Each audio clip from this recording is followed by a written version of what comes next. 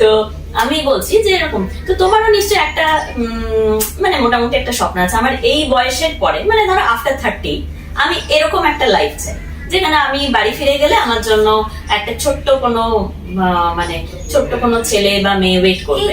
এগুলো না আমার মানে ছোটবেলায় ভাবতাম আমি কি রঙের বেনারসি। সিরিয়াল করতে করতে তো লোকের বাট সিরিয়াল করতে মিঠাই মা হয়েছে, মাতৃত্ব একটা তো এসে বলে আমি শুনি যে সিরিয়াল করতে করতে বিয়ে ভাল লাগতে শুরু করে, সংসার ভাল লাগতে শুরু করে। আমার ফুল উল্টো, আমার সিরিয়াল করে আমার মনে হয়েছে যে ये इन सब से दूर रहना है नहीं चाहिए ये सब। এখন বাস ফোকাস অন ক্যারিয়ার। আর আমার মনে হয় যখন না ক্যারিয়ার বিয়ে একসঙ্গেই চলতে পারে সেটা তো হ্যাঁ, কিন্তু এখন আমার মনে হয় যে it's too early to get married.